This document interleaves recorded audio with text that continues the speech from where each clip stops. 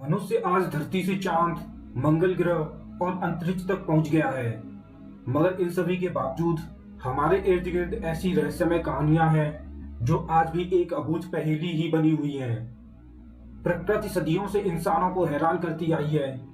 जब भी हम सोचते हैं कि हमने इसके रहस्य को जान लिया, तो फिर से एक नया और गहरा राज हमारे सामने आ खड़ा होता है। दुनिया भर में धरती पर कुछ ऐसी जगह हैं जो कि अपने आप में रहस्य और प्राकृतिक अजूबों की तरह हैं। इनमें से कुछ रहस्यों के तो जवाब वैज्ञानिकों ने ढूंढ लिए हैं और कुछ अभी तक रहस्य ही हैं। हालांकि इन रहस्यों को जानने के लिए वैज्ञानिकों की रिसर्च जारी है।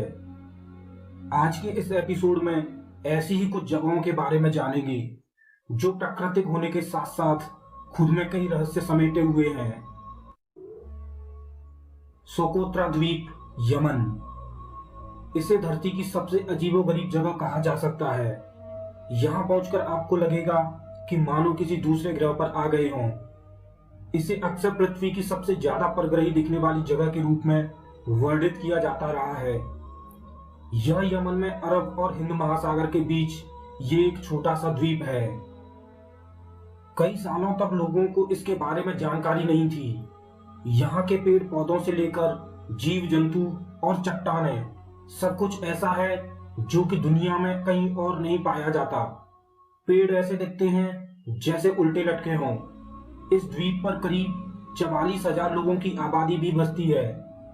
इन लोगों की परंपराएं भी अजीब हैं। बीमारियों और मुसीबतों के लिए ये लोग सिर्फ भूत प्रेतों पर ही विश्वास करते हैं। हालांकि धीरे धीरे यहाँ के लोग भी यहाँ आने वाले पर्यटकों की वजह से इंटरनेट और मॉडर्न टेक्नोलॉजी से जुड़ रहे हैं, लेकिन इस बात का जवाब किसी के पास नहीं है कि ये जगह धरती की बाकी जगहों से इतनी अलग और अजीब क्यों है। यहाँ पर पाए जाने वाले पेड़ों से निकलने वाला रस खून की तरह लाल होता है। Mir mines, Siberia.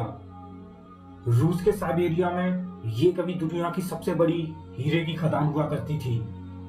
कभी यहाँ से 1 करोड़ कैरेट हीरा हर साल निकाला जाता था।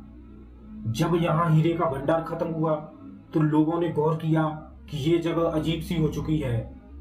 आसमान से देखने पर लगता है कि मानो यह धरती की नाभि हो। इसे मानव निर्मित सबसे बड़ा कुआं कहा जा सकता है। इसकी गहराई तकरीबन 1720 फीट है और चौड़ाई 3900 फीट के करीब है।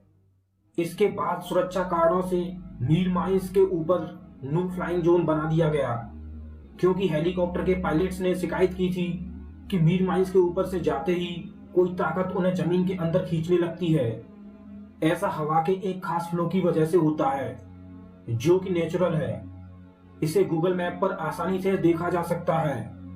रूस के साइबेरिया में मीर माइंस के ऊपर से जाने वाली हेलीकॉप्टरों के लिए खतरा है। Door to hell, Turkmenistan. Door to hell जो कि तुर्कमेनिस्तान के दरवेजे गांव में स्थित है। तुर्कमेनिस्तान का 70% एरिया डेसर्ट है। दरवेजे एक पर्शियन शब्द है जिसका हिंदी में अर्थ होता है फाटक या दरवाजा। धरती में बना एक गड्ढा और उस गड्ढे में धधकती आग। ये आग तकरीबन 50 साल से जल रही है। दुनिया इसे नर्क के दरवाजे के नाम से जानती है। कारकोरम रेगिस्तान में बना ये विशाल गड्ढा दरअसल जमीन के अंदर प्राकृतिक गैस के ब्लास्ट से पैदा हुआ है। दरवेजे गांव का यह डेसर्ट एरिया प्राकृतिक संसाधनों से परिपूर्ण है।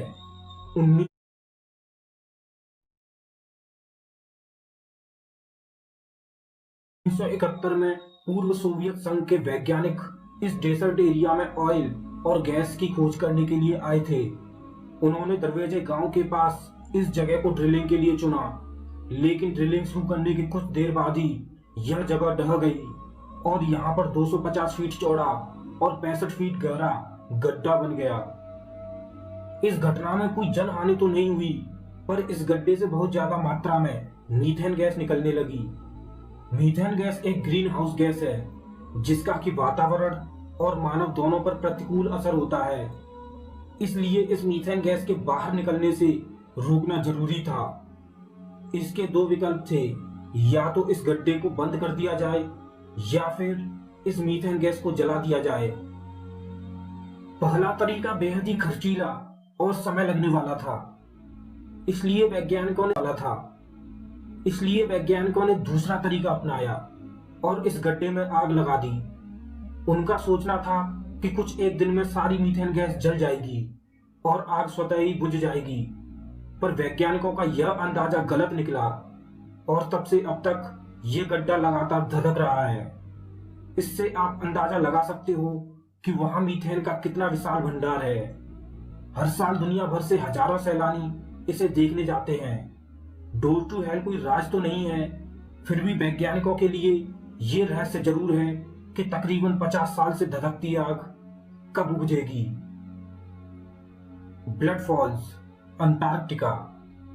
अंटार्कटिका के टेलर ग्लेशियर पर जमी बर्फ में एक जगह ऐसी भी है जहां से लाल रंग का झरना बहता है। इसे देखकर ऐसा लगता है कि इस झरने से खून बह रहा हो। हालांकि वैज्ञानिकों ने इस पर कई रिसर्च किए, लेकिन कोई निश्चित नतीजा नहीं निकाल पाए। उनका एक अनुमान यह है कि इस जगह बर्फ के नीचे शायद लौह तत्व की अधिकता हो, जो कि पानी को लाल रंग का कर देते हैं। हालांकि यह लाल झरना अभी तक रहस्य बना हुआ है। नाजका ड्राइंग्स, पेरू। दक्षिणी पेरू के रेगिस्तानी इलाकों में आसमान से देखने पर धरती पर दैत्याकार चित्र बने हुए नजर आते हैं, या कहें कि लकीरें दिखाई देती हैं। ऐसा लगता है जैसे किसी चित्रकार ने इन्हें धरती पर बनाया हो। पहली बार जब इन चित्रों को देखा गया तो एक बार तो पूरा विश्व चकित रह गया था। 80 किलोमीटर से भी अधिक क्षेत्रफल में फैले भूभाग में सैकड़ों रेखा चित्रों का संग्रह है। इन रेखाओं में पक्षी, बंदर आदि जीवों के अलावा कई ज्यामितीय रेखाएं भी हैं, जिनमें त्रिभुज, चतुर्भुज आदि संरचनाएं शामिल हैं। वहां के रहने वाले लोकल लोग मानते हैं कि ये रेखाएं यहाँ हजारों साल पहले रहने वाले नाजका इंडियंस ने बनाई हैं, इसलिए इन्हें नाजका रेखाएं या नाजका ड्राइंग्स कहते हैं। 1920 के दशक में पहली बार इन्हें हवाई जहाज से देखा गया था। नीचे देखने पर ये लाइनें आपस में उलझी हुई बेतरतीब लाइनें मालूम होती थी। कुछ लोग इन्हें किसी धार्मिक अनुष्ठान की निशानी मानते हैं। कहते हैं कि तत्कालीन सभ्यता यह विश्वास करती थी कि आकाश से देवता इन्हें देख सकेंगे, तो कुछ लोग कहते हैं कि हो सकता है किसी एलियन ने इन्हें बनाया होगा। लगभग 96 साल से इनकी रहस्यमयता बरकरार है। ये किस लिए बने हैं और इन्हें बनाने वाले कौन थे, यह आज तक पता नहीं लग सका। हजारों की संख्या में बने ये चित्र ये तो बताते हैं कि इनका कोई ना कोई मकसद तो जरूर रहा होगा। आसमान से दिखने वाली इन लाइनों को किसने खींचा है और ये चित्र क्यों बनाए हैं, कोई नहीं जानता। बरमूडा ट्रायंगल, अटलांटिक महासागर। बरमूडा ट्रायंगल के बारे में तो आप सबने सुन ही रखा होगा। यह धरती की सबसे चर्चित और रहस्यमय जगहों में से एक है। उत्तर पश्चिम अटलांटिक महासागर में एक त्रिभुज जैसा यह इलाका बरमूडा ट्रायंगल कहलाता है, जिसे डेविल्स ट्रायंगल यानी शैतानी त्रिभुज भी कहा जाता है। यह करीब 39 लाख वर्ग किलोमीटर का इलाका है। इस जगह से गुजरने वाले तमाम जहाज और विमान अचानक गायब हो जाते हैं। इन विमानों या जहाजों के कोई निशान भी नहीं मिलते और वो रडार से अचानक लुप्त हो जाते हैं। अमेरिकी नेवी का मानना है कि यह बरमूडा ट्रायंगल है ही नहीं और अमेरिकी जियोग्राफिक नामों में ऐसा कोई भी नाम है ही नहीं। इसके बाद भी इस जगह के बारे में ऐसी कई असाधारण बातों का जिक्र किया जाता है जिन पर यकीन करना मुश्किल हो जाता है। बहरहाल तमाम शोध और जांच पड़ताल के बाद भी इस नतीजे पर नहीं पहुंचा जा सका है कि आखिर गायब हुए जहाजों का पता क्यों नहीं लग पाया। उन्हें आसमान निकल गया या समुद्र निकल गया। दुर्घटना की स्थिति में भी मलबा तो मिलता, यह प्रश्न अनुत्तरित है। बरमूडा ट्रायंगल के बारे में सबसे पहले जिक्र कोलंबस ने किया था। कोलंबस ने 11 अक्टूबर 1492 की अपनी जर्नल्स में लिखा है कि उस जगह से कुछ दूरी से गुजरते वक्त उन्होंने क्षितिज पर नाचती अजीबोगरीब रोशनी देखी। ऐसा लगता था कि आसमान में आग का एक गोला है और वहां पर दिशा बताने वाला कंपास भी अजीबोगरीब तरीके से व्यवहार करने लगा था। वैज्ञानिक भी मानते हैं कि यहाँ पर धरती के अंदर कुछ ऐसा है जिसकी वजह से यहाँ प्रकृति के सारे नियम फेल हो जाते हैं। दोस्तों, इस एपिसोड में बस इतना ही। प्लीज दोस्तों, हमारे वीडियो को लाइक